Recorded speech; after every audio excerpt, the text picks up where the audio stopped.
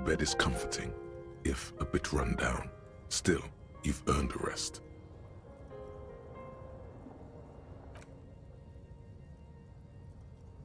The bed underneath you is soft, if lumpy.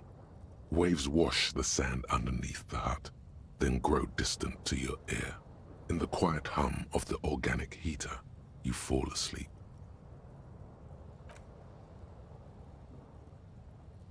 Like a deftly cast fishing net, sleep pulls you out of the world and into its dark shore. The rough mesh chafes, tightening around you, it digs into your brain.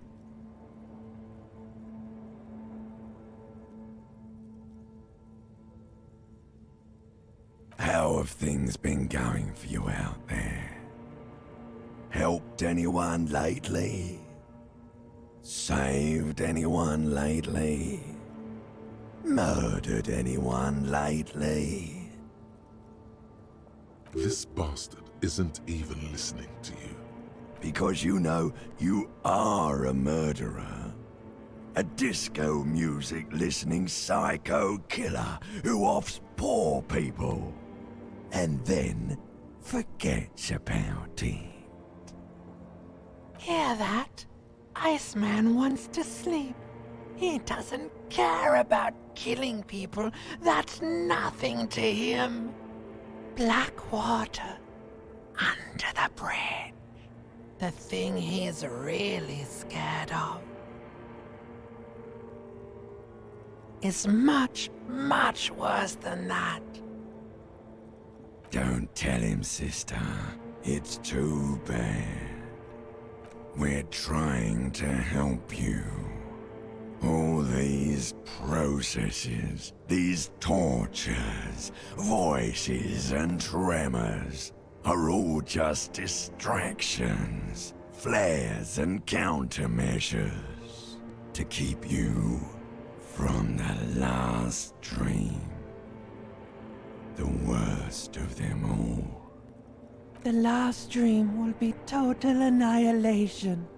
Cinders peeling off the fuselage. We won't be there to help you anymore, Harry. We will be dormant. You will be naked and alone. In hell, an ancient sadness, brother. 10,000 years later, in front of the video rental, there is a warm breath on your face again. Everything is so okay. Your eyelids flutter open for a moment. When you close them again, you sense the light of the room around you. You're back. In 2 seconds, the alarm will ring. The last thought in your head before waking is, maybe you shouldn't have seen that stained glass window in the church.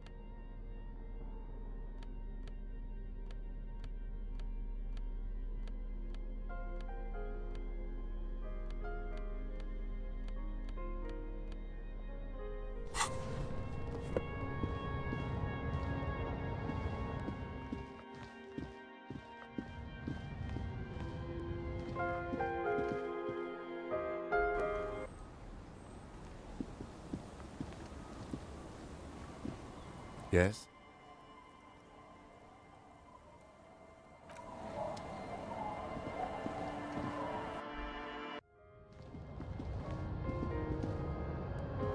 On the table, you see a bowl of water. An old mirror hangs on the wall.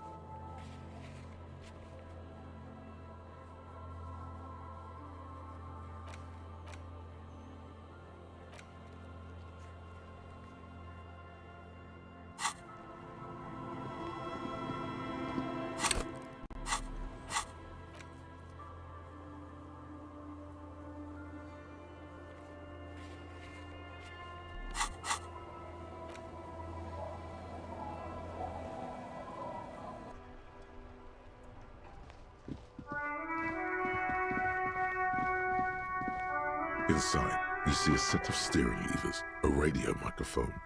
This is Precinct 57. How may I... Just a... 10-4, come in, officer. Over. 10-4, sir. Glad to hear that. I'll write down that there is no need to issue a new one to you then. Over. 10-4, sir. Roger that. And very glad to hear it. I will make relevant changes to the report. Roger that. 10-10, over and out. This is Precinct 57. How may I assist you? It will take... Her voice is... Gottlieb, what you get yourself into this time?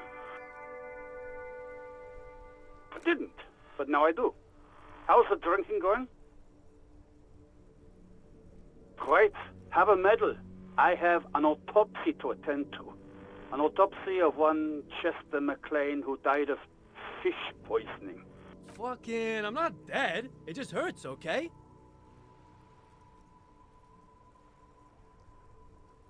Mm-hmm. Anything else I can help you with, officer? Still no word, I'm afraid, sir. I know it must be frustrating. Was there any... In the cabin, you see a set of...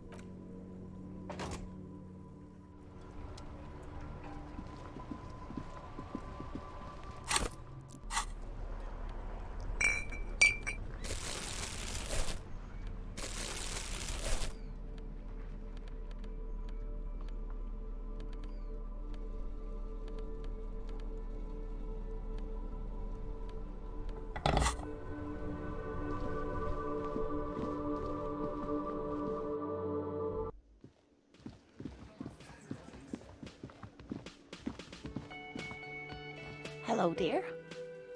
Thank you for doing that, dear. Her smile is weary. Her earlier ebullience has left her. Morel still isn't feeling well. I convinced him to stay at Gary's to get some rest. I'm afraid the cold has really gotten to him.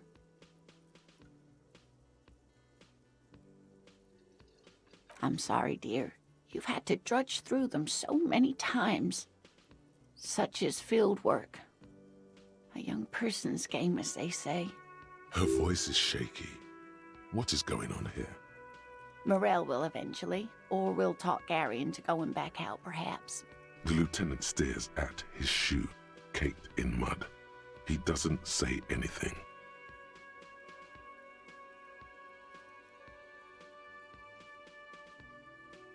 That really is too much, sweetie. Thank you for your dedication, but I can see you're coming down with a cough yourself. Very strange. Why is she not letting you do this? It's like she's given up. Different? How? I'm not. It's not that. It's a strange feeling. I haven't really told this to anyone, but you are a police officer. Do you ever wonder if some lovely story from your childhood is just that? A story? Or a dream? Hunching her shoulders now. She seems even smaller than she is. Like a sad young girl. Seeing the Insulindian phasmid was just a story I used to tell people. I didn't really think about whether it was real or not. Morel's so proud of it. He always tells everyone. A terrible sting in the heart. Regret.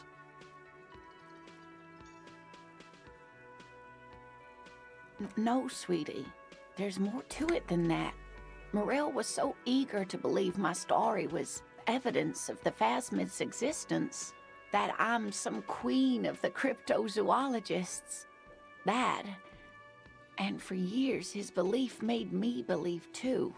But now, we're both getting old and he's still working himself sick out in those reeds looking for it. But what if I was just wrong? I think I was. The lieutenant opens his notebook, but doesn't write anything.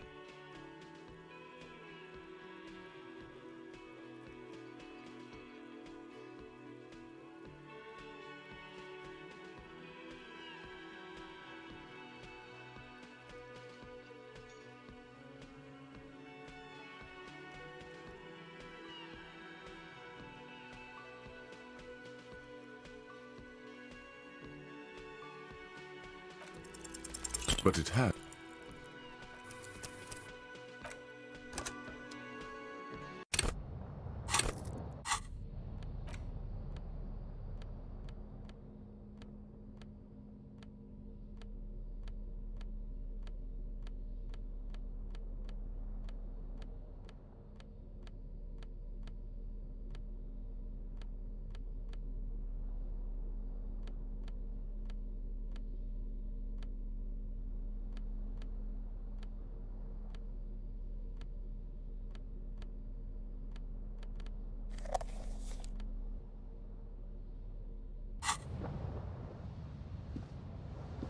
The bed is coming.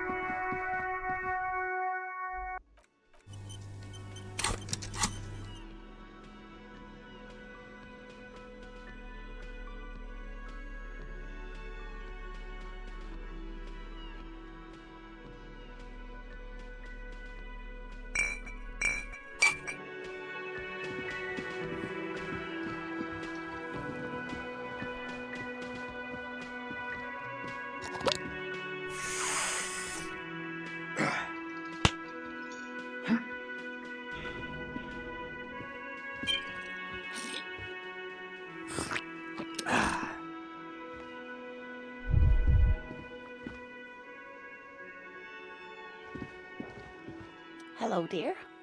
Thank you for... Her smile, Morel still isn't feeling well. I'm sorry. her voice is... Morel will... The lieutenant stares at his shoe, caked in... That... Very strange. different? How? It's... And when a police... Do you... Hunch in her... Seeing the... Morel... A terrible sting in the heart. Regret. Know that I'm some... That I... But now... The lieutenant opens his notebook, but doesn't write anything.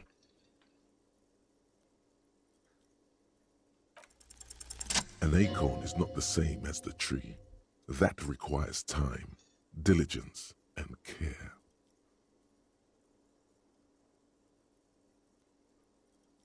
All qualities these two seem to share in abundance. But it is.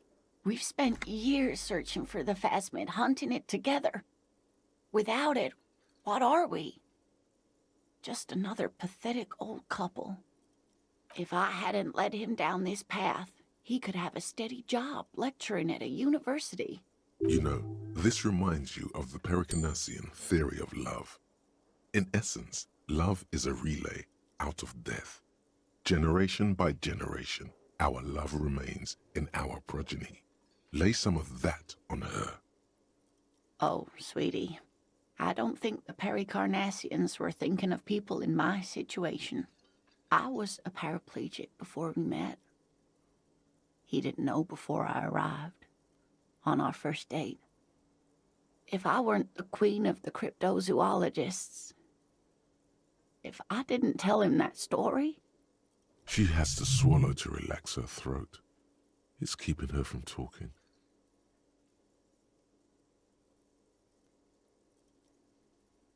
Maybe, but then why do I not dare tell him? I've wasted enough of your time with this drama. I really must stop talking about it lest I start crying and waste more of your time. What you have to know is the Insulindian phasmid probably does not exist. Let us fools chase our ghosts. There are a million better things to do with your life. Are there? Some of the other things are pretty bad.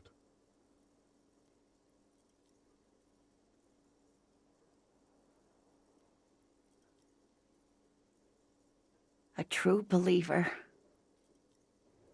Sometimes I still see it too. The real memory of it, how it was there. Not the memory of the memory, but it's so hard to tell the two apart.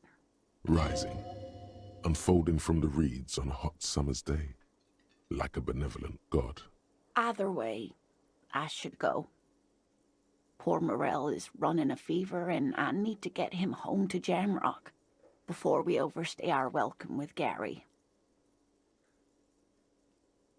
Oh no, thank you, but I can get there on my own. This old thing is gas-powered. And then a taxi home. It's not so bad. Really? Oh, sweetie. Please don't get stuck on a dream. Take it from me and Morel. Okay, it's 1113 Tabernacle Road. Jamrock, but... A sigh. She doesn't think you'll need it.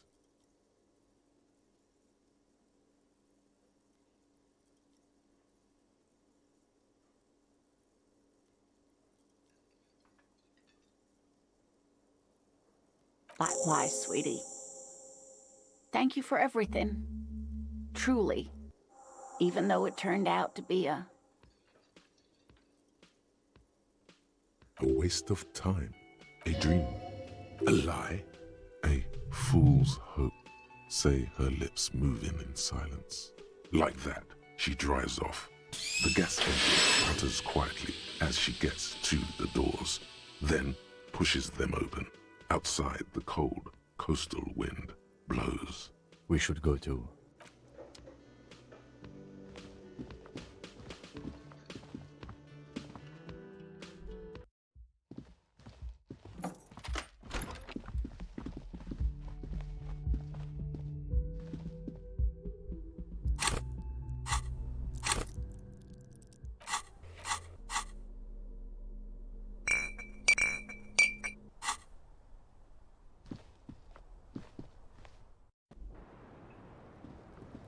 same small, heavy door.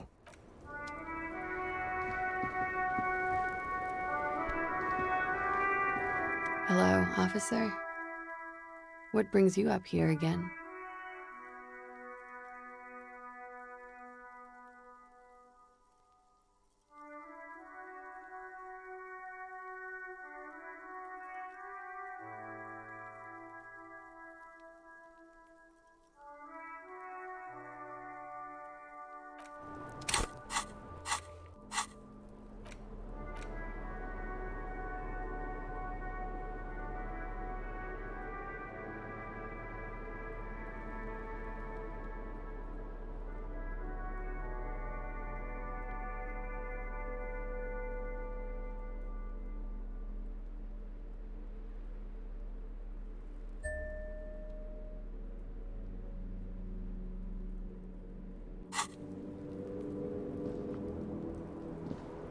Hello, officer?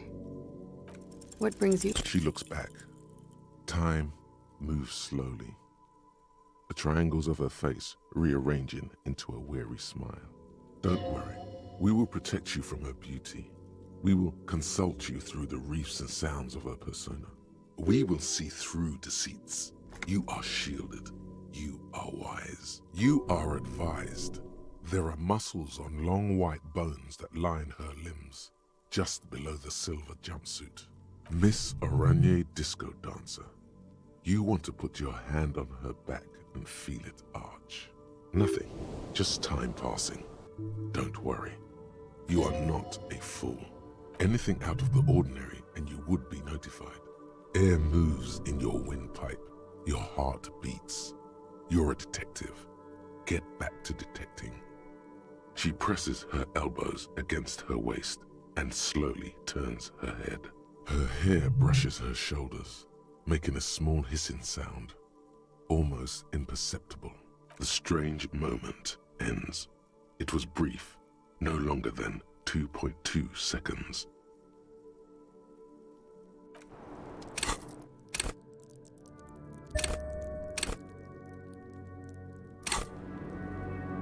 Hello, officer? What brings you up here again? Just like the last time. You are Miss Aranye, the strange moment.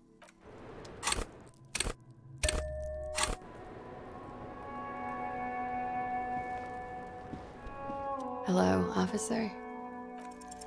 Soft, light brown eyes look back at you, directly into the space behind your eye sockets. You see the smoke rise from between her painted red lips. She's beautiful. I have bad news for you. You know these guys? Who? Me? Yes, he's talking about you, you shifty asshole. You too. Me? No way. I'm straight, man. These guys are compromised. She's got them singing along to her tune. The little bleeps and bloops you trust for info, you can't trust them anymore. Believe it. There's no way of knowing. At the moment, I'm afraid it's best to assume. All of them. Bullshit, man. I ain't compromised. Especially that guy. That guy's the most compromised one in here. No fucking way, man. I just want a drag of that sweet menthol ziggy. Really? Quick, tell me what's under her jumpsuit. Glory, truth, softness. Protect her. She wants you. How it always does, through subtlety. There's nothing you can do about it. You are how you are, and she is how she is. Things will go as they do. No. It's better to know you're being played than to be played without knowing it, is it not? Yes, Mr. Thespian here has been singing paeans to how truthful she is. She is a lady, most fair and just. In his defense, to reduce him to such inadequacy, she probably had to employ half-truths more often than outright lies. That is correct. And omissions too. A little. They're all still of limited use, interpreting things to the best of their ability. Maybe they add flair or something. I wouldn't know. I don't add flair. But when it comes to assessments of character and factual accuracy, they are not to be trusted. Not with her. Don't be melodramatic. You can trust them. Just not with her. A light green speck and imperfection on the outer rim of her right iris. It sparkles. You can't draw a sound conclusion. The one who usually does says, she may want to control the information rollout, not to become a suspect. She may have a past she's escaping, unrelated to this case. You doubt it's something truly insidious. See? It's oddly moderate, probably compromised. Don't worry, it's only been 4 or 5 seconds. You've got this. For a second, her face disappears from your cornea. Only a silvery negative remains. Still smiling, a tired smile.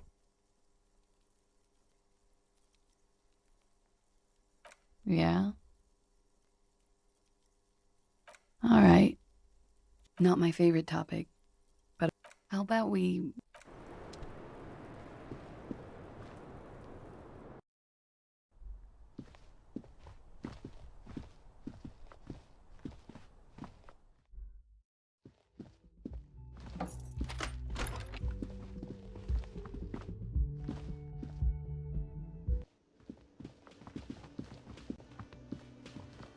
Again? I'm going to say... God. None of this is great. Okay, I was clearly wrong. He is a firefighter, male nurse, animal control agent.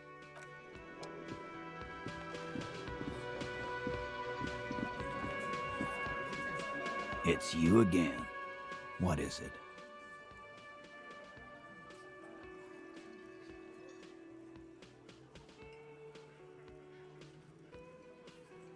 Again?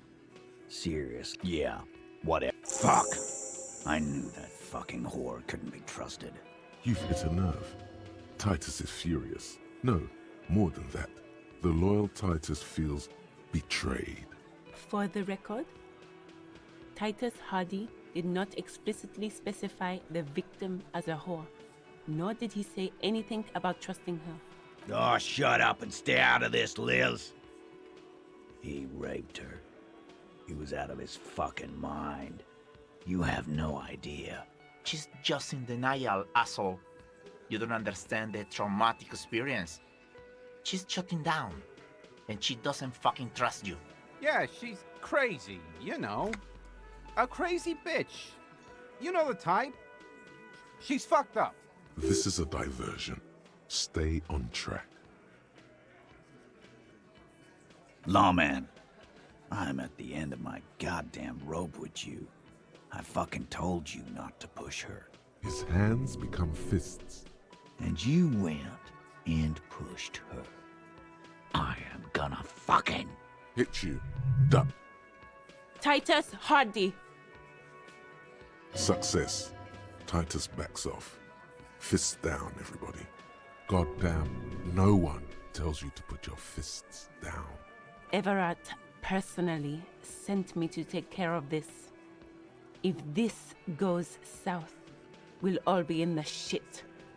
But you, Titus Hardy, are going to be buried. Am I understood?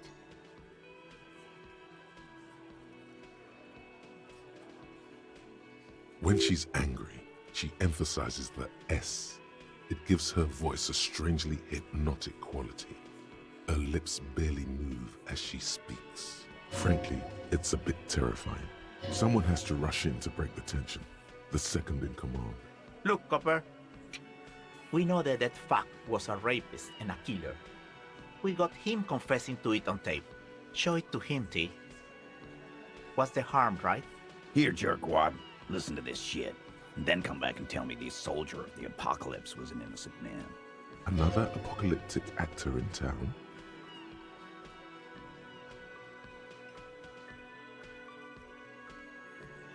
This is their last play, this tape. Their story is in tatters, a mess. It might be nice to listen to, but at this point, you don't need to. You don't care about evidence. The fuck are you a cop for, then? Pigs, T. They don't care about getting the truth. They care about getting convictions. They are fucking keeping a score on their bulletin boards. I won't be on your bulletin board. If you don't listen to the tape, we got nothing to talk about. There's a lot of questions. If you ask them now, they'll just keep bringing up the tape. Listen to it, and they'll have nothing to hide behind. Don't forget your tape, lawman. Compliments of Titus Hardy. You do that. Oh, and keep it. Maybe you'll need a reminder of human ugliness someday.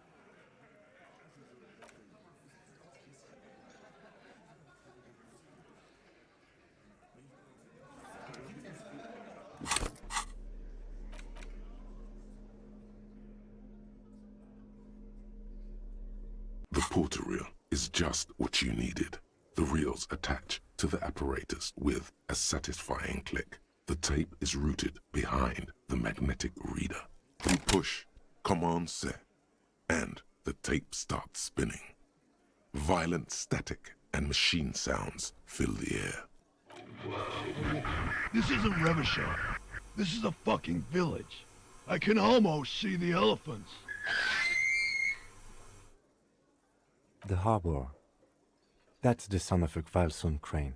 He's right. When this shit is done, I'm gonna tear that place up. Soldier of the Apocalypse style. Kill shit. Dogs and chickens too. Gonna run a room, Cordy. A real nice one. I don't give a shit. I'm fucking done. I'm done mentally. I'll fucking do them all in. Rape that disco cunt on the counter. You know, the dance a whore upstairs. Do it Kohoi style. Never did get that taste out of my mouth. The lieutenant presses the button marked Arrete on your porter reel. The tape stops spinning. End of recording. It seemed authentic enough. Probably recorded off the shortwave, then edited to seem more incriminating. He sounded like he was on patrol around the harbor walls. Still. There's more going on here than we know. It seemed authentic enough. Probably still. There's more going on here than we know. Corty could be short for Cortenard, one of the other mercenaries, the one he was talking to. Probably the mountain at the harbor gates. Mr. Right to Work. A village on the Samaran Isola, in South Safre. Grad committed war crimes there, the kind of thing he talks about. The South Safre conflict is an ongoing proxy war between Grad and Safre. It has been hot for 12 years, with the atrocities piling on, mostly committed by the Grad. Who knows? Maybe the tattoos would have an answer. We would need to know the story of this man's service. A symbol of soldier of the apocalypse style conduct in a civil environment. I think we've got a few more questions for class here, don't you? This seems to contradict her testimony, at least to some degree.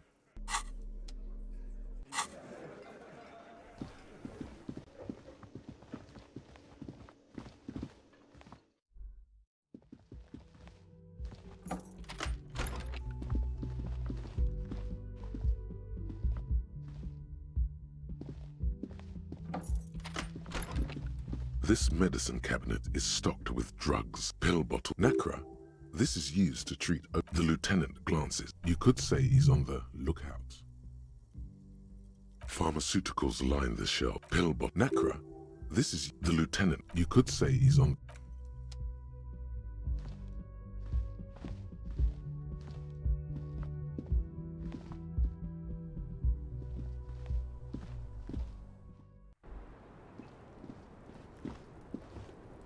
Hello, officer?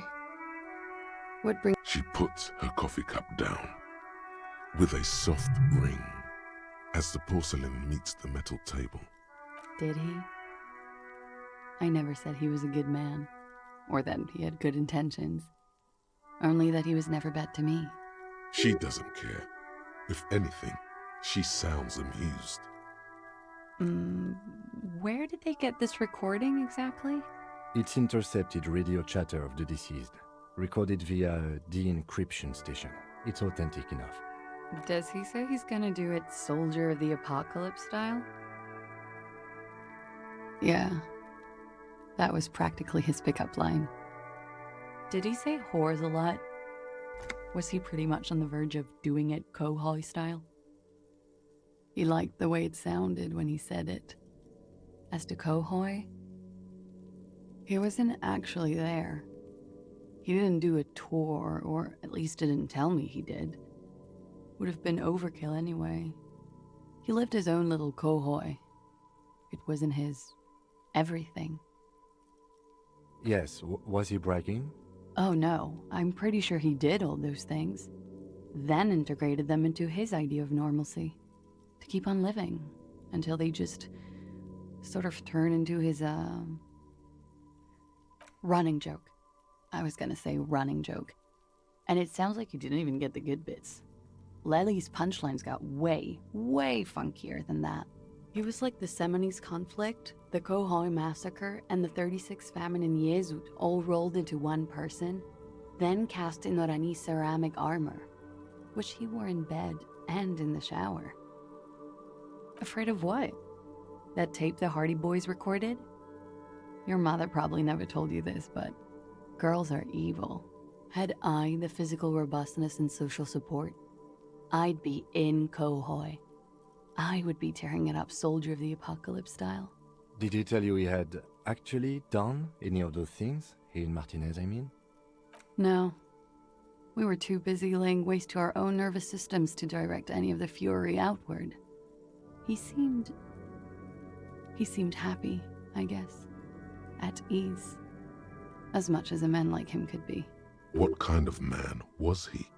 Before you go, ask for details. She seems okay to talk about it. Thank you for clearing that up, miss. Whenever you're ready. I'm interested to hear what Titus Hardy has to say now. She takes a very small sip of her coffee and smiles. Like, for example, his name? Actually, officer, I didn't know his name. I just called him Lely. A nickname? I guess. He came from Lelystad. It's short for that. And it was his army name, apparently. He said his real name wasn't his. I tried to pry it out of him, but it was no use. Lelystad. That's a good start. We have a few questions you can help us with. A few things a field autopsy alone can't answer. The young woman cranes her neck, trying to catch a glimpse of the page the lieutenant passed to you.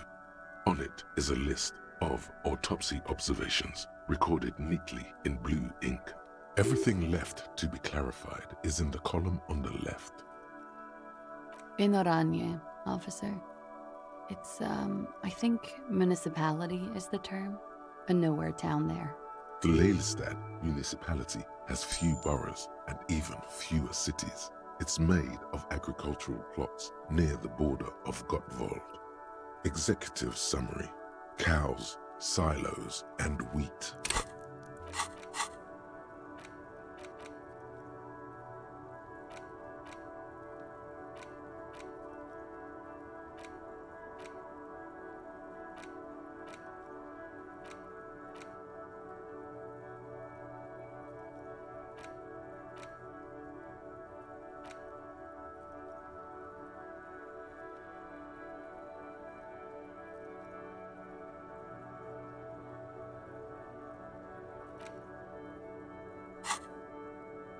Oranje?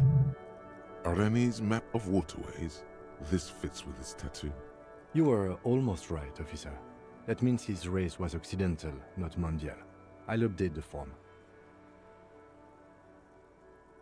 Yes. We were compatriots. Did that bring you together? No. He was too old for that. And from another part of Oranjenrek. I didn't even understand his accent. What brought us together wasn't Oranje. It was bad habits. No love for Mother Oranje. But wasn't he a soldier? This could be worth pursuing. No. He left the National Service after they taught him to do what he did on Seminine. He wasn't the flag-waving kind. He was the making money, killing people kind. He was by no means a stupid man. A people person, a small platoon leader, certainly not a patriot. There is nothing on Muindi. The old world is dead, and we both knew it. Maybe Orania did bring us together. In loathing. I love Revachol, though. I hope she loves me, too. A column of air encircles her, brushing gently on the metallic silver fabric that covers her shoulders and her long, slender arms. True. It did not love him. The feeling dissipates. The cold passes. The woman's eyes follow yours to the piece of notebook paper. He was 42. 42? Are you sure? I would have had him above 50. He had many scars that made him appear older. But no. We even celebrated his birthday, like, some weeks ago. It was a funny 2 days. He had little reason to lie to me.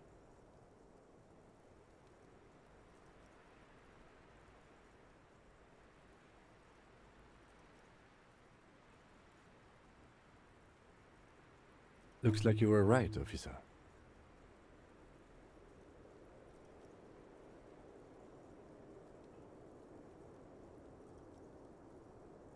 Points are good. Have one, you old dog, before we all die.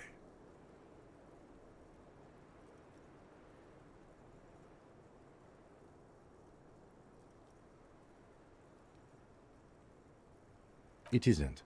Police work is a cooperative sport. There is no challenge without competition. There must be an opponent. This is clearly sports for him. Something like archery or darts. That's too conceptual for me. I just like to get autopsies correct on the first try if possible. Where were we? He's lying. Blue. Light blue. They were like little blue galaxies, you know? It was strange, seeing those eyes in his fucked up face. Pardon the swearing. I do him an injustice. He wasn't ugly. And he had a beautiful, soft voice. Very surprising, what with all the scarring. It was quite something, watching him speak.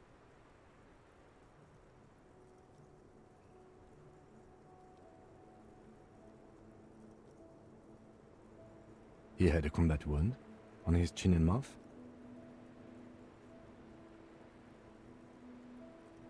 Yes. Severe. It made him look like half his face was cracking away in some strange smile. That and those eyes. Ah, yes. His hair, if you can remember.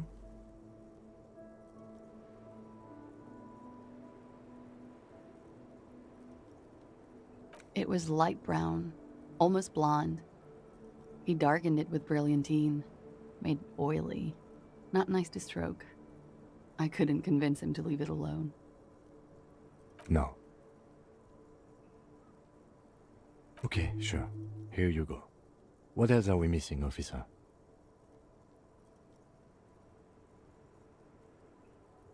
A real rainbow splattering of pharmaceuticals, I bet.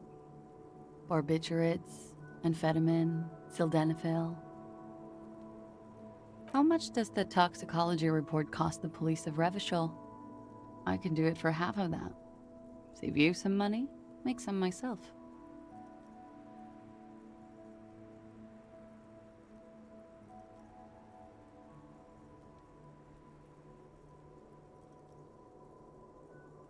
It's quite expensive, miss, but we'll manage without your help for now.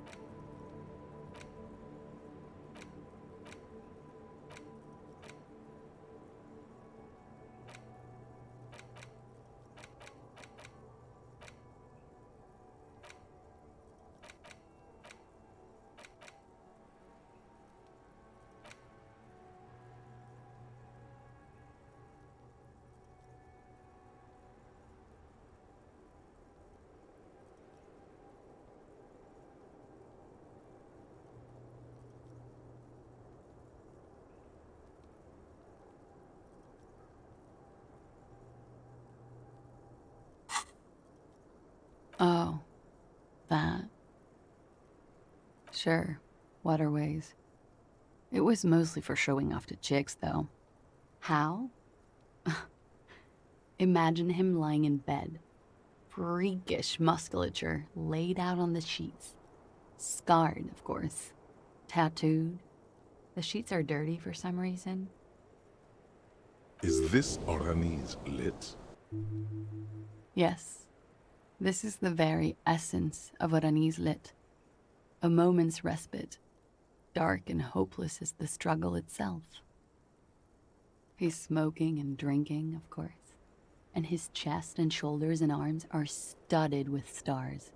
Tens, hundreds of them. Maybe even thousands. And the woman goes like, "What was this, baby?" And he says, "That was too hardcore. Don't ask me about that." So she goes, "Okay, but what's this, baby?" And he's like, "Saw some bat shit there. Killed some loincloths."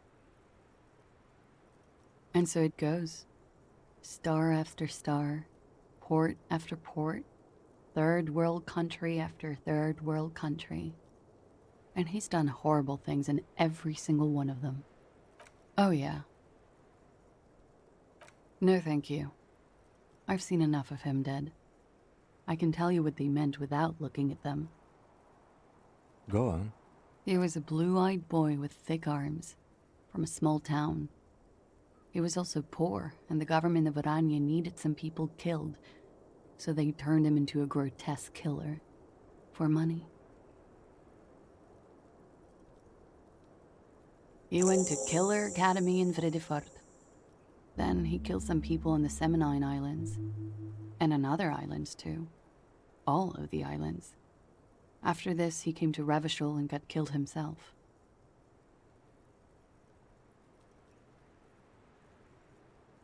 Change of topic, perhaps? All right. Coolly, gracefully, she pours herself more coffee.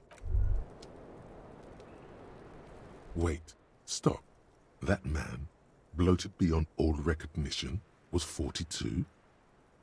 Below the damage, the weeks of decomposition, all the swollen indignity of mortality. He was 42 years old? How old are you? That's where this is going. 45,000 liters of raw alcohol has left its disfigurements. What lies beneath, you wonder?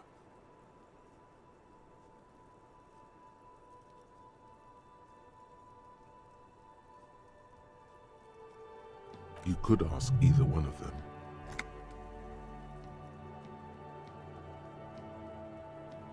Huh? How old? 58.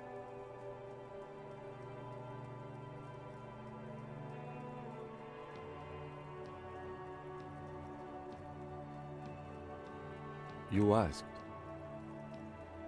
Actually, make that 54.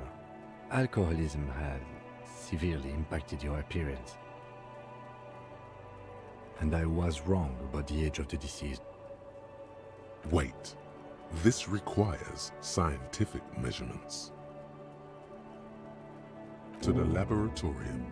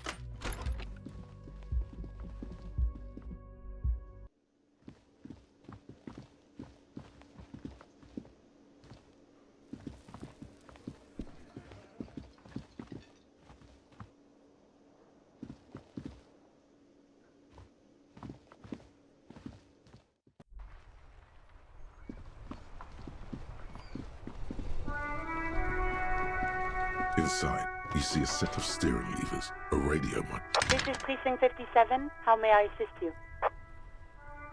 Just 10-4.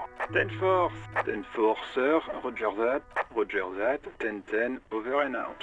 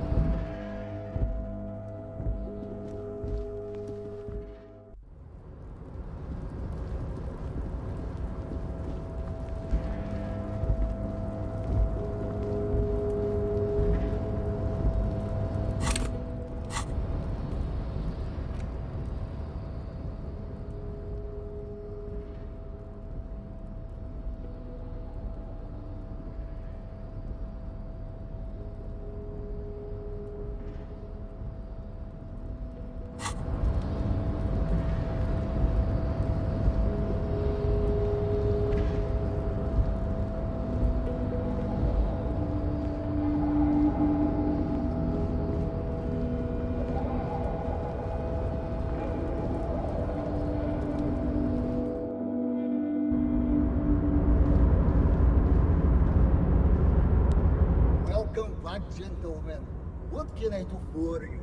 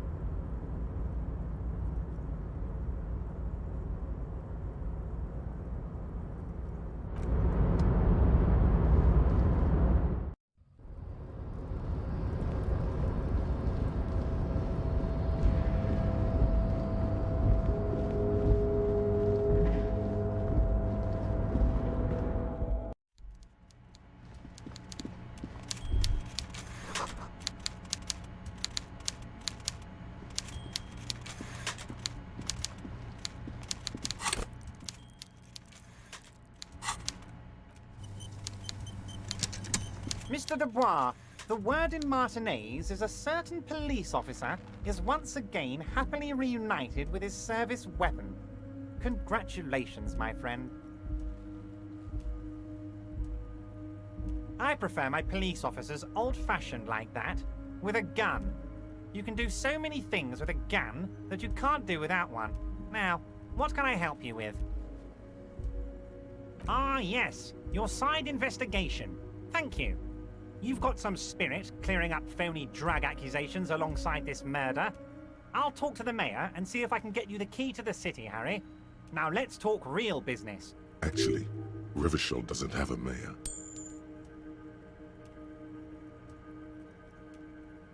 My. She's quite the looker, Harry. You can't imagine how pleased I am the two of you are reunited. Tell me, was it difficult to convince the pigs to give it up? I knew you could handle it. I know my special policeman. Anyway, I'm glad you're all right and armed again, Harry. Now, what can Everard Clare do for you?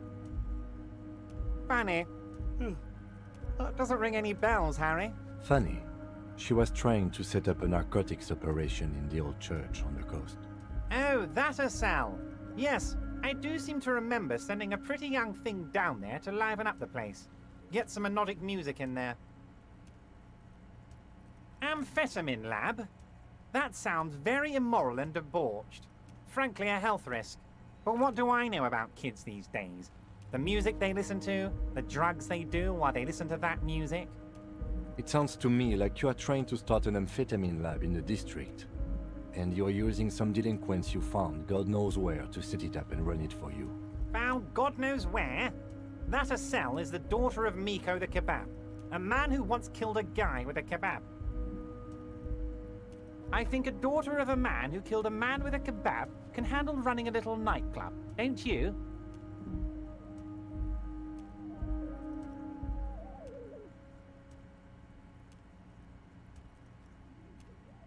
Maybe it was Bogovin. Or Jakub. I think it might have been Conrad. A nightclub. Harry, I'm an old-fashioned guy. After work, I like to listen to some rock and roll music and have a non-alcoholic lager. Nightclubs don't interest me. But here I am, talking about myself.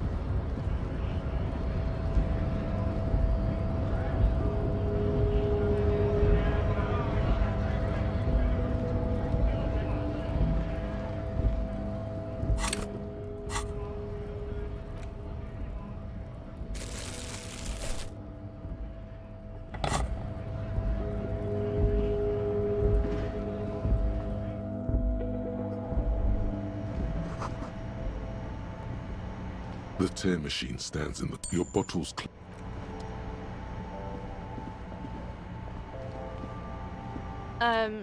Is this about the questions again? Because I don't really know anything. Wow. I didn't know you worked for the union, sir. Anything else? That was easy. Worryingly so.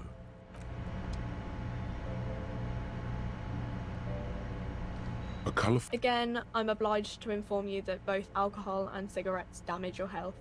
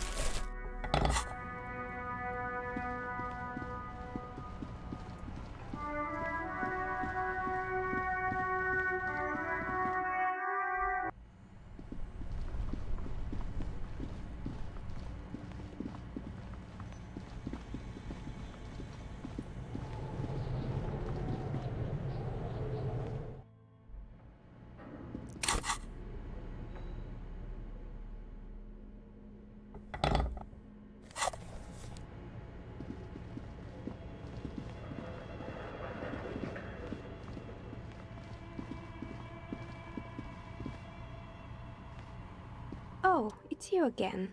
Are you looking for a die? Very good. That will be 7 real for 1 custom die. 1 universal die for Wirral Untethered. It feels icy. Just holding this die in your hand sends a jolt of cold down your spine. Through the dark resin, you can make out a nugget of bone, hewn from an alligator's jaw. I'm sorry. I'm a bit overloaded just now, so I can only produce 1 die per customer.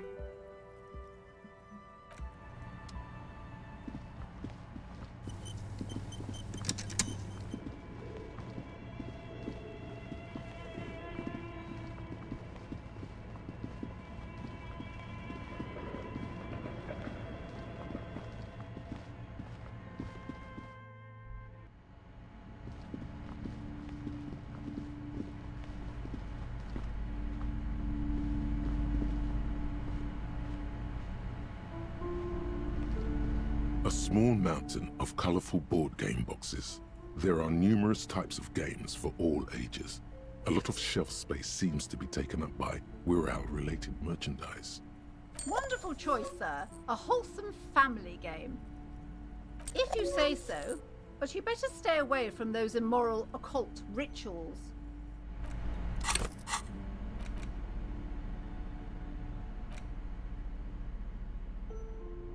Large letters on the front form a title, Wirral.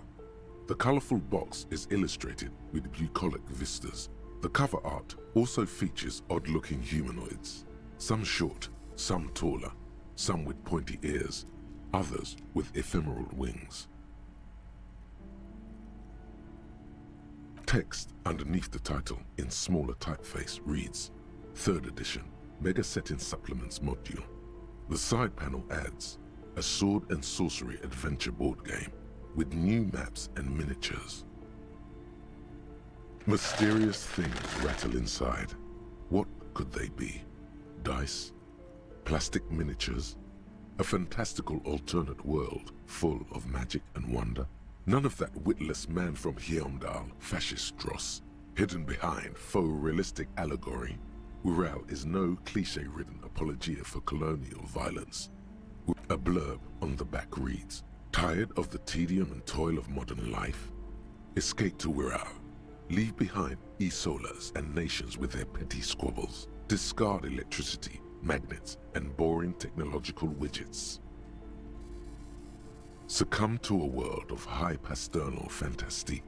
Unleash your imagination and create an adventure of endless possibilities. Discover the terrible secret threatening Wirral. Can your band of adventurers save the world?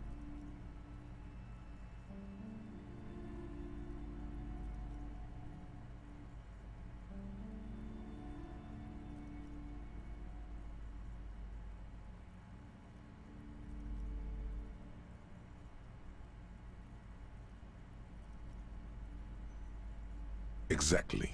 That's the spirit.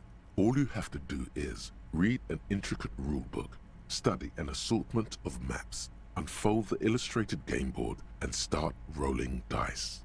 In no time, you could be romping through grasslands with low-level characters, hunted by Iskala riders, or battling unspeakable monsters in endless dungeons fraught with danger and despair, conjuring up forceful magics to aid your quest. Don't forget heated arguments escalating to physical confrontation with your friends. And most importantly, never forget to rage quit if the dice don't go your way.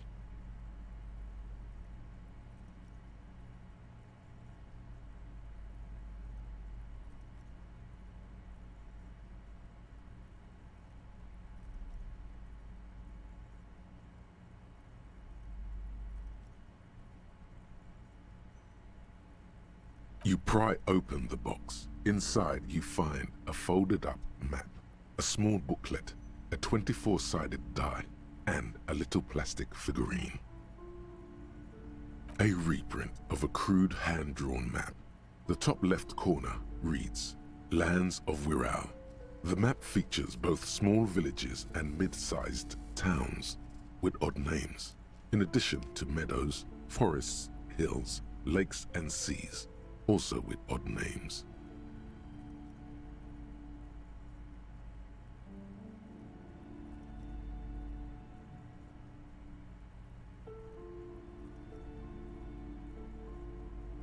It doesn't seem to correspond with anything you've seen thus far. It's not a very helpful map.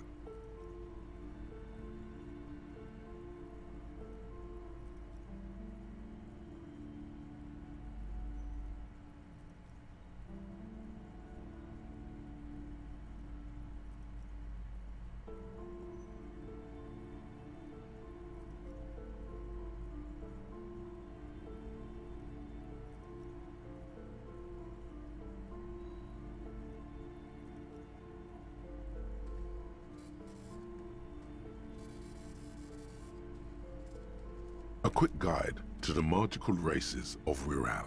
Create your own hero, choosing from any of these completely unique and fantastical backgrounds. The options are in order of importance. The Welkin, the Tueog, the humans, the fairy folk, and the pygmies.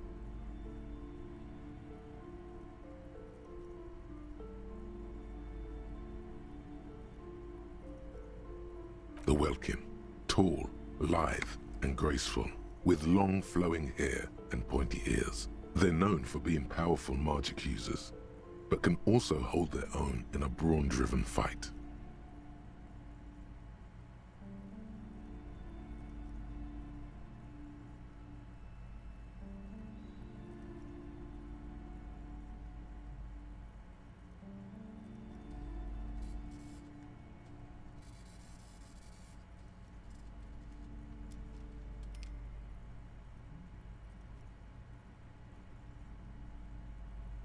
The Welkin come with a variety of exciting sub-races. High Welkin, Forest Welkin, Lake Welkin, and Snow Welkin. But if you're not feeling experimental, a basic Welkin will always do. A grand race of industrious mountain people. They're short, stout, and muscular, and enjoy digging for gold and other precious minerals. They're also well versed in the art of combat, where they prefer to use axes and hammers. The Tweog also come in a few different sub-races. Hill Tweog, Shield Tweog, and Dark Tweog. They're just humans. What else is there to tell? They're average in all stats, and jacks of all trades.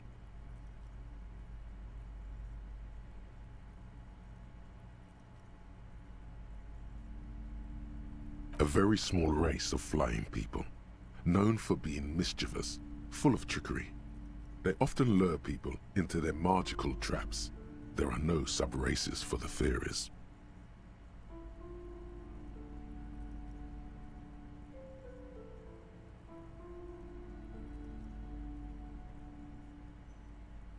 The least popular of the Wirral races, the Pygmies, are short, rotund, and dim-witted. Pygmies live in small villages made of shoddy wooden dwellings. They spend most of their days tilling the earth and smoking their pipes. There are no sub-races for the Pygmies.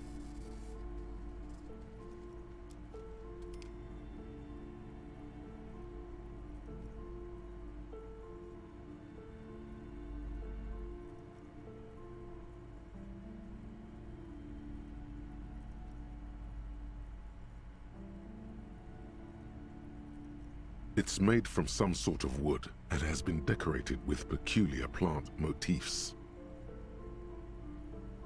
You don't know much about dice, but this one looks pretty damn fancy.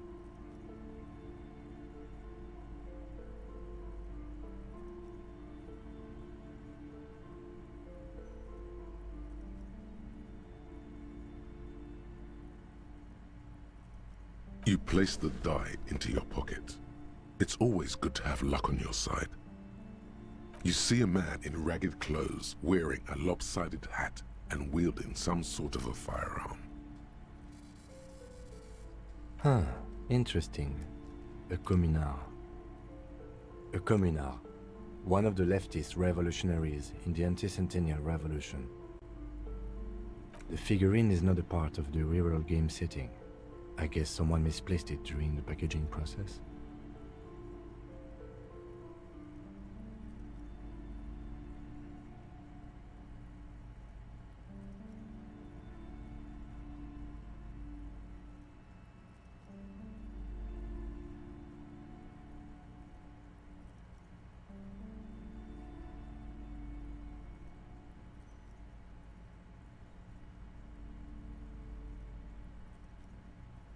I have a feeling the figurines are more there to set the scene than anything else. You pick the figurine up by the base to meet your gaze. The little plastic man stares back at you, his face contorted into a disturbing shout. Then you pocket it. A colorful box with the title Wirral in bold letters. It's a board game. In your hands, you hold a brand new copy of the game, Suzerainty. It's snugly wrapped in a skin of plastic. The cover features a charming illustration depicting a mass of grinning laborers loading goods onto a ship, while a richly dressed administrator oversees their work. The exact location and time period are left deliberately vague, but it's clearly meant to represent the economic relationship between the Revacholian suzerainty and its many vassals.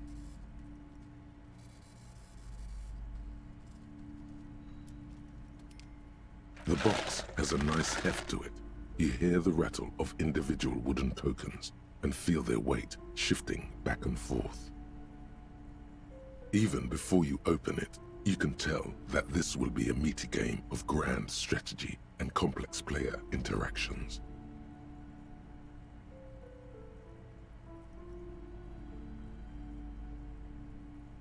The plastic wrap rips off as easily as a bodice in a tawdry historical romance. There's a hiss as the lid slides off. Inside, you find a thick, full-color rulebook and more than a dozen pouches of various wooden components. Savor that new board game smell. A mix of wood, paper, and ink, all wrapped in the sweet must of cardboard. Welcome to Suzerainty, a game of economic strategy for the whole family. The rulebook is sumptuously illustrated and thick as a Gradian novel. The instructions are opaque at first and introduce many concepts you're not familiar with. Fortunately, there are many diagrams and examples throughout. You soon figure out the basic conceit. Each player represents an administrator for the suzerain of Revachol. Your objective is to increase the suzerain's wealth and renown by accumulating victory points.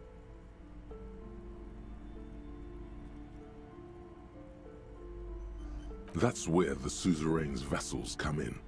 The game features 4 vassal nations, each one home to an economically important resource. Each turn, the player collects resources from vassals where they've placed workers. They may then rearrange their workers, fulfill contracts for coin and bonuses, or build structures back in Revachol.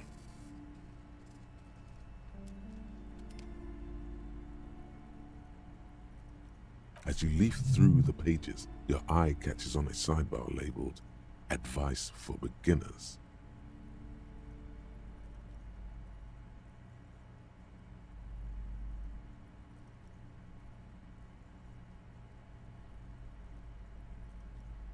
Remember, there are many paths to victory in suzerainty, but successful players will find one strategy and commit to it wholeheartedly. The actual scoring system appears infinitely complex, with a series of tables and appendices required to compute each player's final victory point total. You skip that part for now.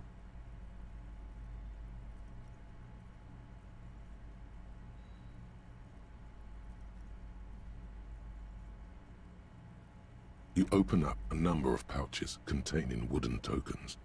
There are also several punch boards with other cardboard components that will need to be punched out before you can play.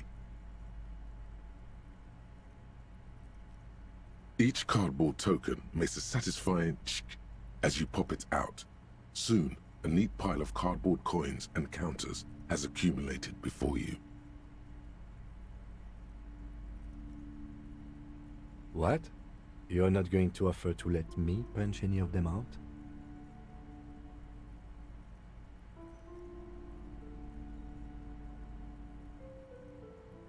In addition to the worker and building tokens used by each player, there are also several piles of colorful resource tokens, each representing one of the game's 4 principal resources. From the Empire of Safre, orange apricot tokens. From Ilmarat, the ancestral name of Ilmara, gray marble block tokens. From the Semenine Islands, white sacks of sugar tokens. And from Supramuindi and Sarah Maritza, magenta tokens for unprocessed cocaine leaves. Oh, those are nice. You hold the open game box before you. The lieutenant looks over the rulebook before he sees something that makes his eyes go wide.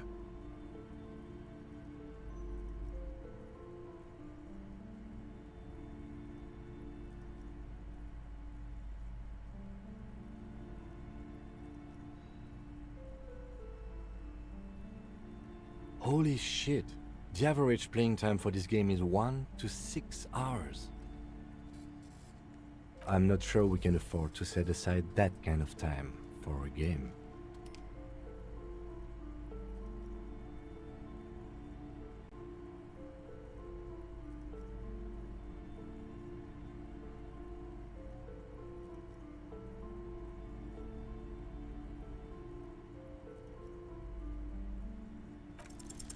What?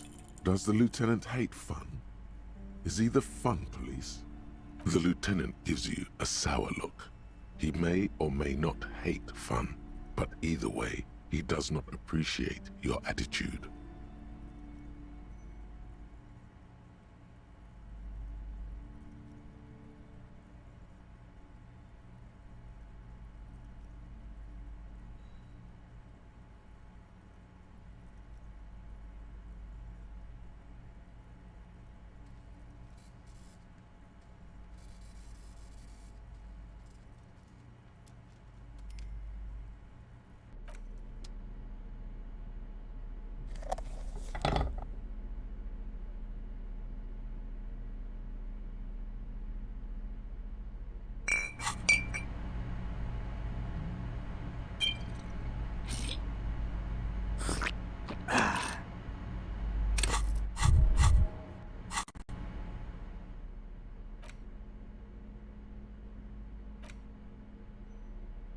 The suzerainty box is heavy and slightly awkward in your hands.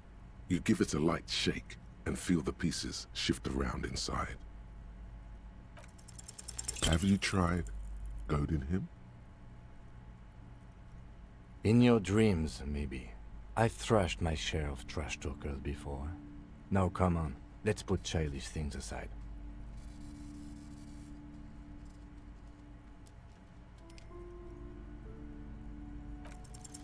At this point, plain badgering may be your best bet. All right, detective, you win. How do we play this game? You explain the basic setup procedures to the lieutenant, who seems to be a quick study. You each take your bag of tokens and counters and unfold the board between you. In the center is the crown of Revachon. Radiating outward are her colorful vessels, each one supplying some raw material desired by the suzerain. Apricots from Safre, archaeological treasures from Ilmarat, sugars from the Seminine Islands, and magenta cocaine from Supra Muindi and Sara Maritza. There's also a neat little log to keep track of your progress in case you need to put the game away and return to it later. The lieutenant goes first. He draws a contract card and moves several of his workers to the Safre territory of the board, and the others to the Seminine Islands.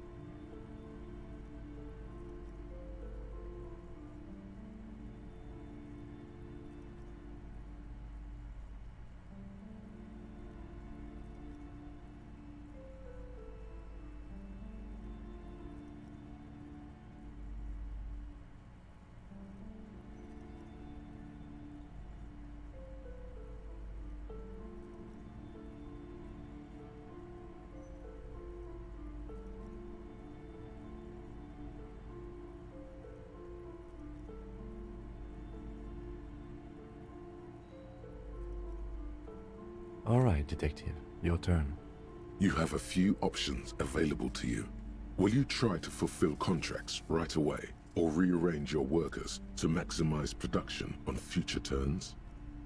Remember what the rulebook said. You'll want to choose a strategy early on and stay committed to it.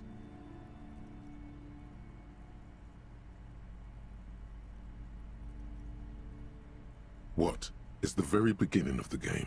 Your workers haven't even done any work yet. That's more like it. You produce a handful of archaeological treasures and a smattering of other resources.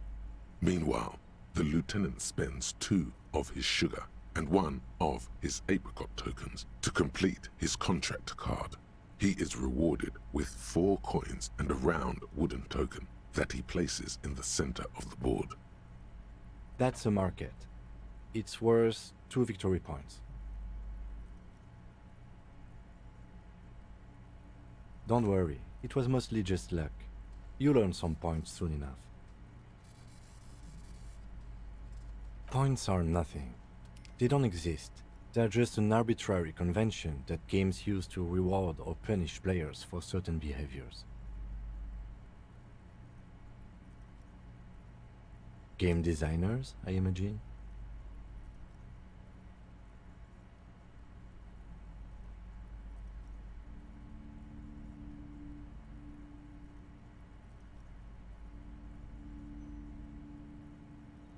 There are some paranoid types who believe the moral intern keeps detailed score sheets for everyone in the Real Belt, but that's obviously nonsense.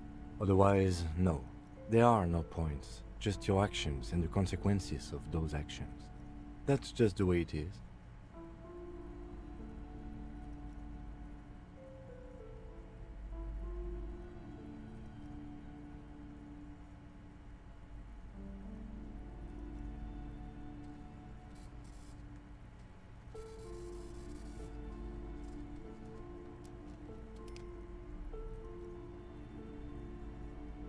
Now, I believe it's your turn. Glancing over the board, you see several possible strategies. Pressing more workers into service would increase your economic output and help you to survive a possible conflict with the lieutenant. Or you could ignore your labor supply and focus on fulfilling contracts for points and resources. What do you do? Using your powers of persuasion, you convince more workers to join your cause. After several turns, your worker tokens greatly outnumber the lieutenants.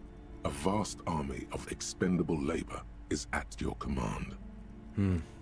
Too bad investing in your workers just isn't worth many points. Take a look at the scoring tables in the back. You see in Table 8C that investing in territorial infrastructure multiplies your final victory point total by 1, which is to say not at all. Whereas erecting monuments in Revachol gives you a multiplier of 5.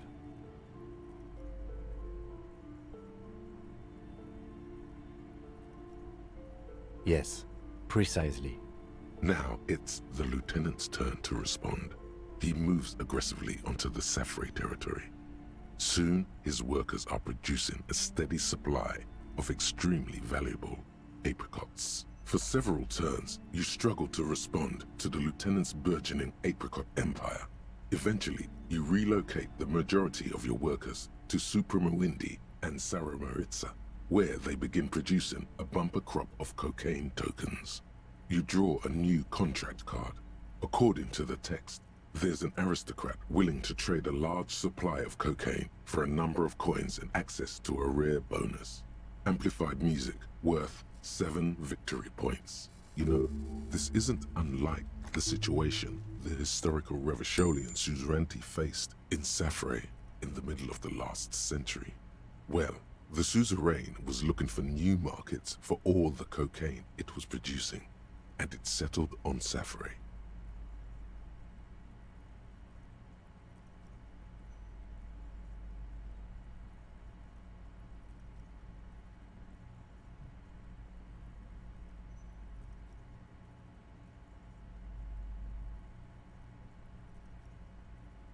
By introducing cocaine into Safre under exclusive contract, the suzerain created an extremely valuable captive market for an extremely addictive product. If you could somehow get the lieutenant's workers addicted to your cocaine, you could not only make them less productive, you would also force the lieutenant to pay you for your cocaine tokens each turn. Yes, you can. It's right there in the rules. You've reached a critical strategic juncture. How do you respond to the lieutenant's aggression?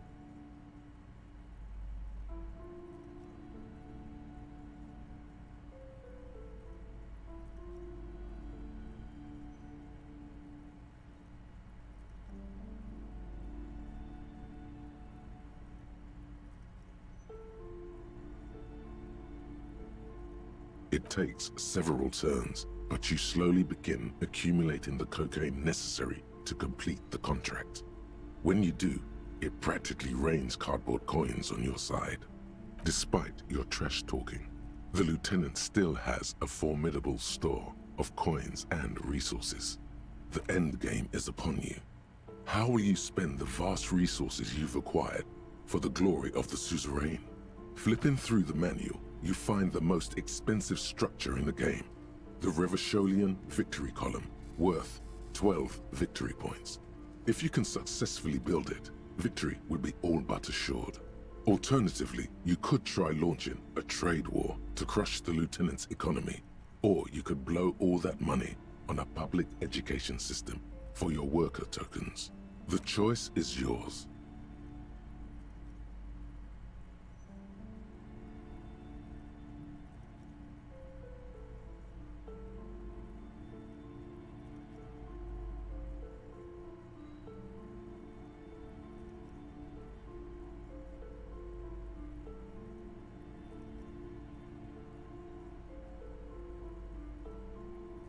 Building the ultimate structure requires diligent economic planning, which you completely fail to do.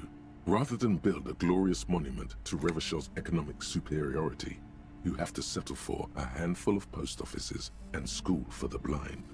A risky gambit, detective. Sorry it didn't pay off.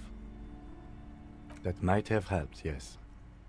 Now, let's tally up the scores, shall we? Computing the final scores is almost a game unto itself. You each spend an inordinate amount of time making stacks of coins, consulting tables, and struggling with basic addition and multiplication. After double, then triple checking your maths, you have your final score, 15 victory points. The suzerain will not be impressed. I've got 26 points. Don't be glum, detective. There's always next time. Figuratively, I mean. There's no way we have time to play this game again. Now, let's clean up and get back to work. You hold the open game box before you.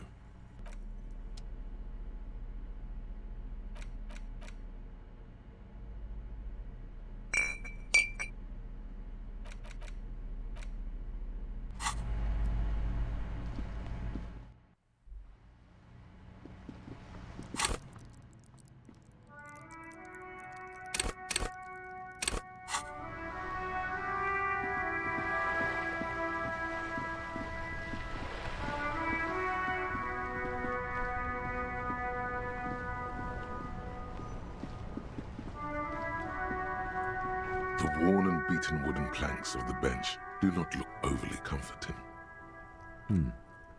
We can sit on benches after. You can revisit. Officer, care to play a game with the lonely old man? Actually, never mind. Wouldn't be the same. The prick is gone. I can barely believe it. But he's really gone. He is trying to retain his jolly facade, but the underlying sadness casts a deep shadow over his wrinkled face. Hell, most likely. He was an absolute Kent. His hungry little heart finally gave out. The dock workers found him in the guard booth this morning. Wasn't even supposed to be working for another week, but he just had to prove how tough he is. Wait, did he push himself to prove he can pull his weight and doesn't need handouts? Yes, he was about to head home, 'cause when the dock workers found him, he was wearing civilian clothes and not the Kuketu uniform I saw him in all the time. Sometimes I thought he was wearing it just to piss me off. Now the joke's on him, 'cause he's gonna be buried without it. That means the uniform could still be in the guard booth. Something to keep in mind if you really plan to give yourself to Revachol. No, René was the most stubborn man in Revachol. Nothing you or I could say would ever push him to do anything. The man was completely immovable. I repeat, an absolute Kent. Even his old army buddies didn't want him around. He was like an old viper. The only people who could stand to be around him were Jenny and me. She saw something in him when we were just kids, and she never lost sight of it. And I thought if the most beautiful being in the world can love him, then there must be something worth holding on to. We've hated each other our entire lives. So much, in fact, that... Yes, I love that angry prick. He didn't deserve it, but I did. You know what his last words to me were? In Guillaume's time, you'd have been shot without trial. That's what he said to me. He lived a cunt, and he died a cunt. Let's leave it at that. I took them for myself. Took them to remember that old cunt. Nobody knew him better than I did. And I want to remember that old cunt by something. Let me see. This was 60 years ago. We all went to that parade. Young René looked so happy, and Jenny... I'm sorry, officer. I just... Thank you. Thank you for this little memorabilia. It really means the world to me. That was nice. A small thing for us, but invaluable to him. He probably didn't even know René had the photo. Yes, we are both very sorry for your loss. It is what it is. Part of life, really. But to know someone for 79 years, then one day they're just gone. I just don't know anymore. About anything, really. But you must need something. René wasn't really what you'd call a botanist, officer. And believe me, he didn't like Insulindian lilies. That's their old name, dating back to the time of kings and crests, and all that other stuff he loved so much.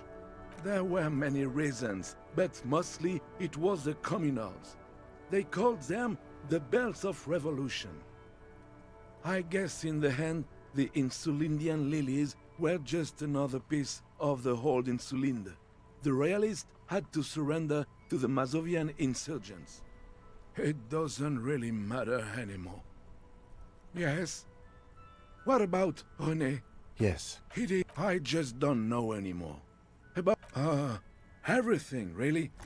I probably knew him better than... You meant the teacup in the tree, didn't you? I don't know anything about him.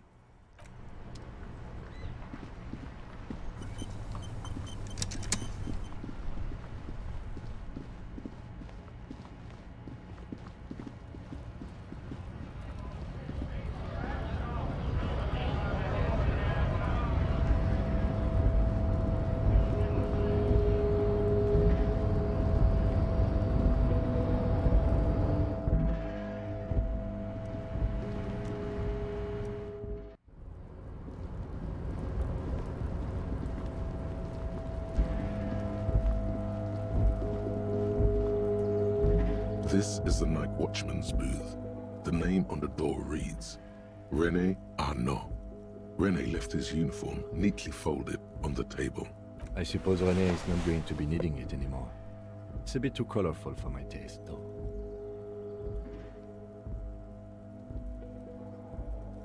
Fantastic. Try not to wear it with other similarly colorful clothes, okay?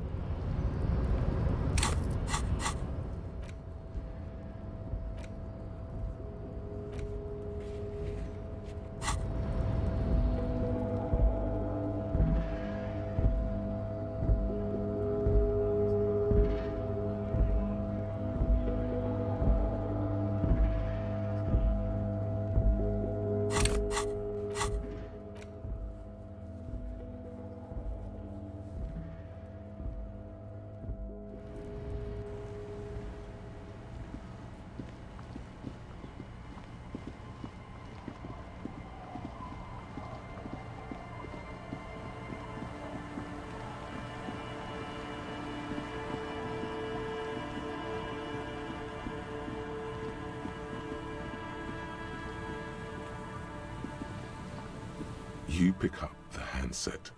There's a tone. The machine is operable. Calling. Still calling. Someone with a masculine voice picks up. Hello, Gerard speaking. Hello, Gerard. Technically speaking, you're electricity. No, what you are is a surprise. Get his wife on the phone.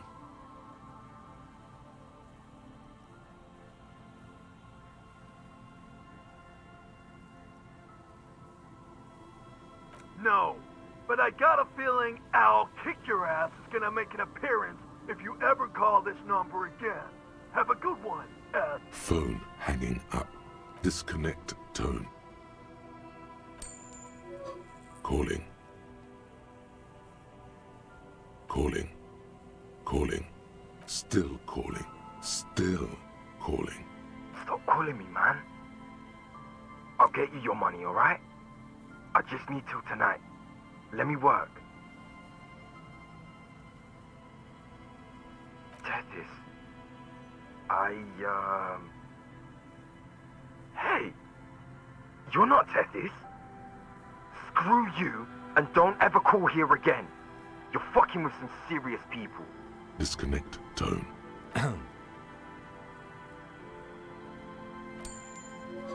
Calling. I'm tired. Sounds like he hasn't talked to anyone in quite a while. Writing. I hate writing so much. But I have to get back to it. The man disappears with a sigh. You do not hear the customary disconnect tone, just silence in the handset. The machine is still waiting for you to dial a number. Seems like it did not have time to swallow the coin. This sometimes happens. Lucky you, the call went too fast for the payphone to register. You can still make a new one without paying.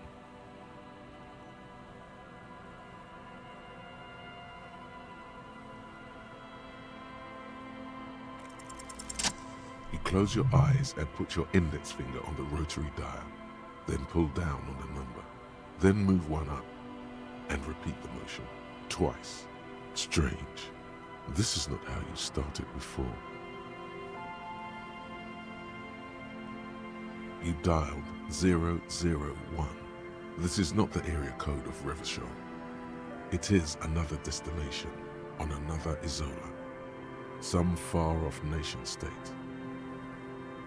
005 is Revachol, ZOC. 001 is Grad, on the Gradian Isola, where the telephone was invented. The next two digits you dial are the area code for the city of Mirova, 414447. The rotary dial feels cold from the sea air.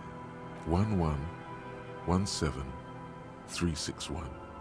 Your fingers keep moving like a spider every time the ring rotates back with a little ring of metal, like a bell tolling. Yes, 451-67451. You are going deeper now, into some unknown place, far away from this island of matter and its telecommunication networks. 451. You have dialed God knows how many numbers. The headset has been waiting silently to relay a signal.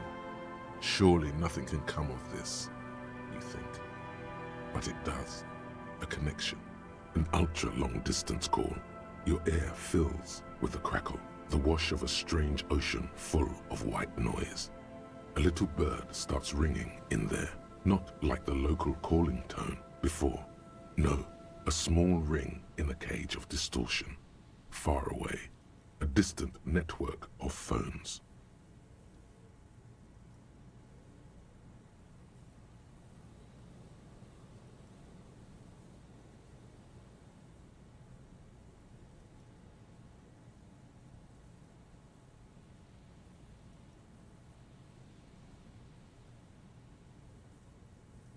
Calling.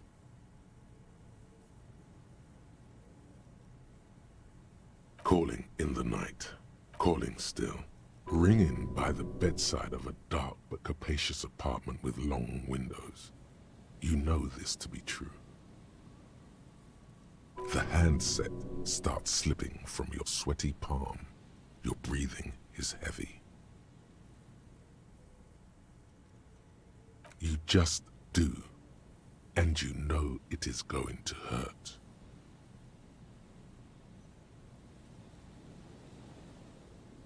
The lieutenant is too far away to hear your yelp. The sea wind blows. Calling, calling, calling, calling, calling still. Then the ocean breaks. Out of the depths, a woman's voice emerges. Small. The dearest thing you've ever heard. Hello?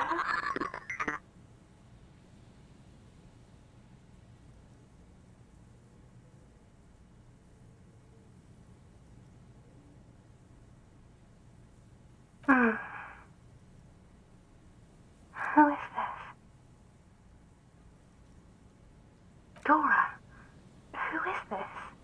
The connection is bad. In the distorted distance, you hear someone turning next to her. Bed springs rattle. Don't react. Whatever you do, don't react to that last thing.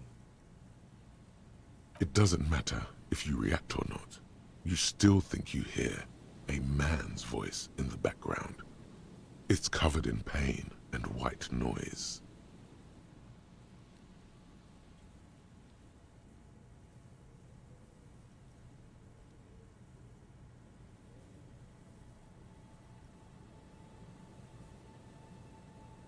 No. It's you, isn't it? It's you.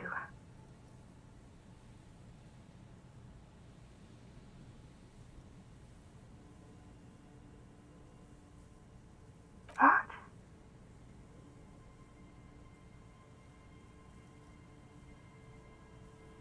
Oh no. Is that you? This is too much. You need to recede.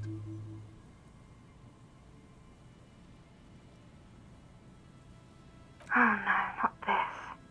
What time is it? You're not a revolutionary, Harry. You're drunk. You only have 2, maybe 3 things left to say before the change runs out.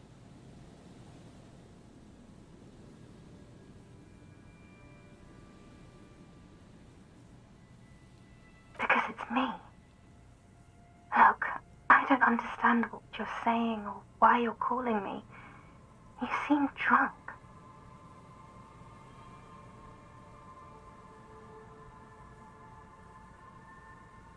Oh, God. Do you know what time it is? It's so late here. It's 4 o'clock, Harry. I need to wake up in 2 hours.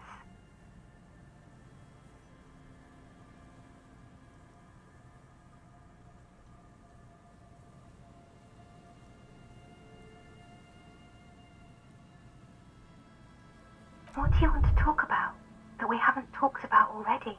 This is bad. You feel your right hand on the handset cramping up with pain.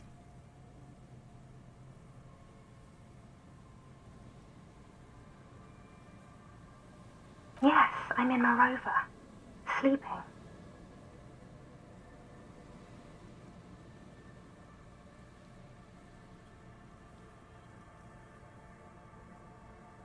To work. No response, only a sigh. The connection crackles like burning paper. What are you doing to yourself right now? You need to stop, Harry. You'll die.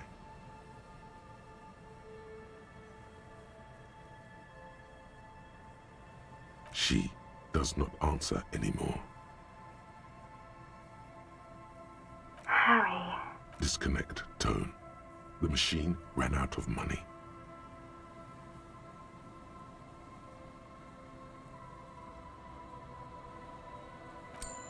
You dial the number again in the middle of it. Calling.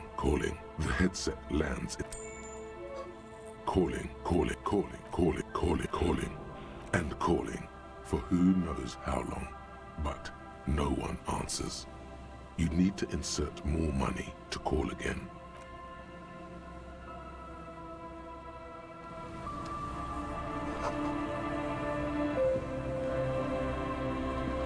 a metal payphone under a yellow plastic dome. There's a bit caustic taste on the tip of your tongue as you look at the handset.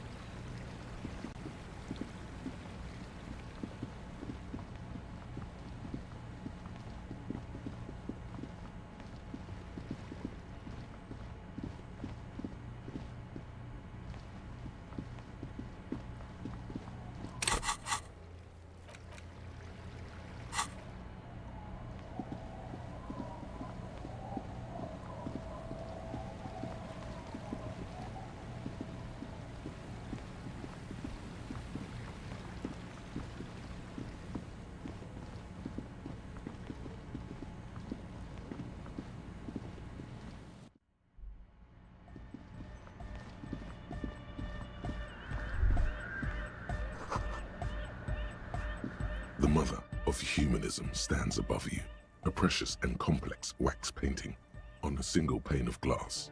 A crack runs across the length of her body, her face oval and sad. The old woman in the village was right.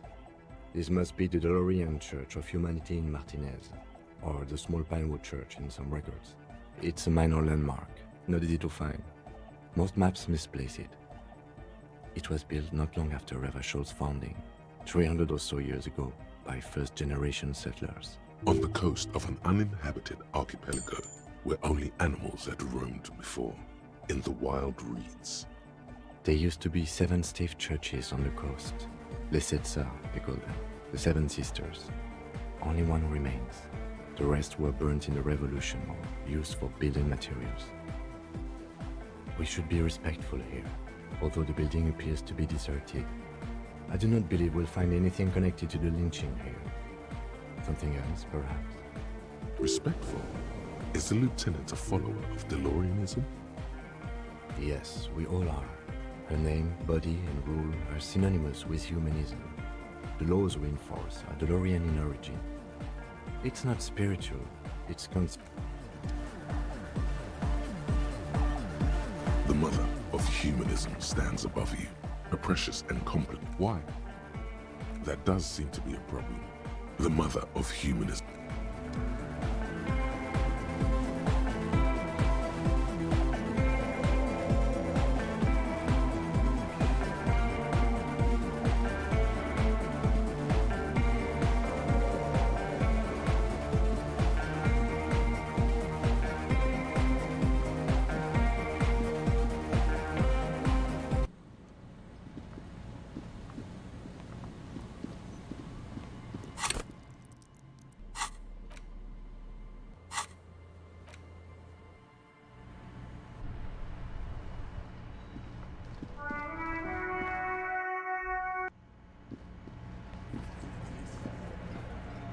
It's you again.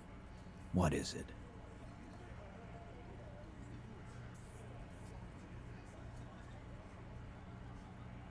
And? He tenses immediately. Chest tightens, jaw sets, ready for another blow. That fucking fucker. You're the worst cops in Revachol. I gave you gold on that tape. Locker room talk. What are you, fucking brain dead? I've been to plenty of locker rooms. They don't plan rapes there. What did she have to say then? Fine by her? This is what people are supposed to be like? Fucking whoop-de-doo. Yes. In fact, I think she thought it was a little funny. Funny? No good goddamn psycho whore. Right. All fucking righty then. I guess it's good then. That fucking... Please try to control yourself in the presence of visitors, Titus. This is just perfect. Just fucking perfect. Any thoughts on this, lawman? Nah. I know her. She's just a girl. In over her head. Handled him? She got into some stupid shit with that guy. Shit we had to take care of. Yes, we heard all about it, and the fact still stands. You were more disturbed by the tape than her. Yeah, maybe. That is a possibility. I already told you. We fucking hanged him. There's less gusto in his voice now. His men too are growing increasingly silent. The man is slowing down. Looks like a bad blood sugar crash. He can't keep track of all the variables anymore. Who could? It's getting harder and harder to perform one's part in this sordid play. All it takes is a nudge. Come on, Titus. We know you didn't hang him. He was shot. I know you're tired. So am I. Why don't you just... You know what? I am tired. I'm tired of you and the whore upstairs. Next time you see her, tell her Titus said, "Fuck on!" That lying, scamming. We're done. This is over. You understand? Your little investigation is over. Yeah. On the floor, beer drips out of the can into a small puddle. No one does anything about it. What is this quiet funeral shit? All we need is some beers in us. Bartender, 20 beers for the Dock Workers Union. Why do we make it 40, huh? Why do we make it 100 beers? You're not loud enough. 100 beers? Now we're talking. Hoppity hop over here, cafeteria manager.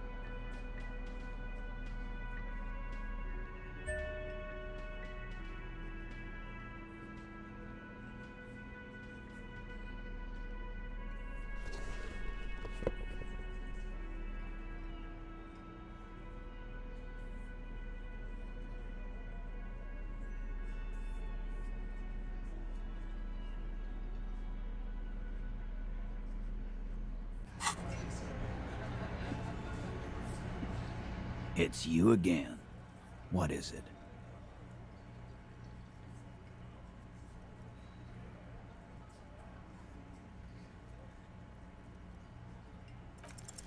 Convince Titus he's being manipulated.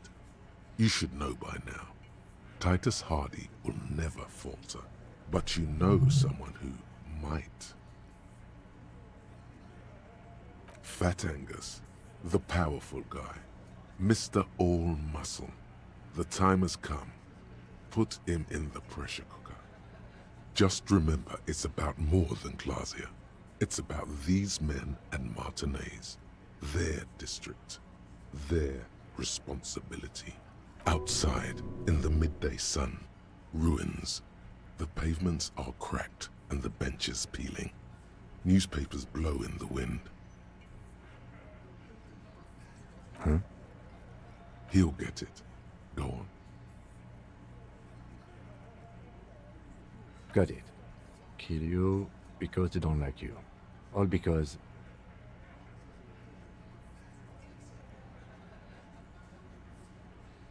Goddamn right. Don't come around if you're not from around. Fuck you!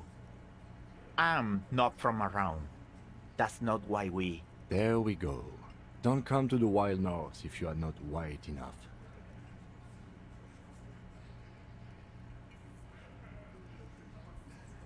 It wasn't that. It wasn't. We didn't shoot him.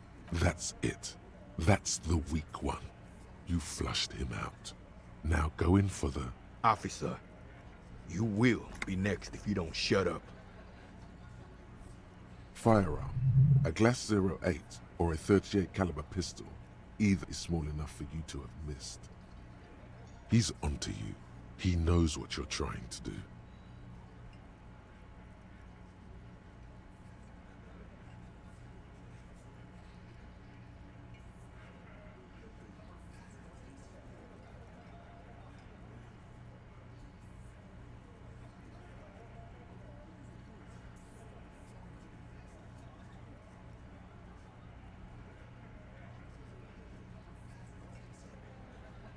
No, I'm not gonna do it. I'm too old for a shot like that now. Suddenly, there's an awful ringing in your ears. Your body temperature spikes. You're burning all over with fear. To your right, you sense the air move. The lieutenant draws his firearm. You only manage to perform one more movement. An instinctive jerk to your left. Then, no sound. No one screams. It's impossible to say where it comes from. More dead cops. Sad news from the district of Martinez, as the bodies of 2 police officers are found floating in the canal. It is believed the officers were pursuing a murder investigation, but got caught in the dock workers' strike and were gunned down under unclear circumstances. Such needless loss of life is truly tragic, a local union leader, Everett Clare, commented, and added that although the event is truly horrid, we can expect similar incidents to follow if right-wing vigilantes are allowed to run around uncontrolled and try to wriggle their way into well-organized neighborhoods.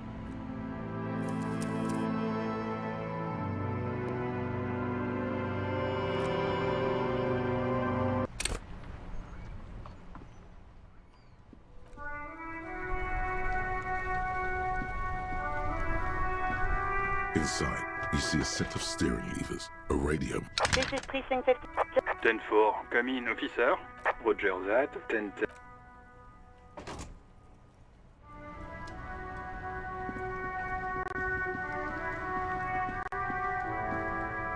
Oh, sorry, officer.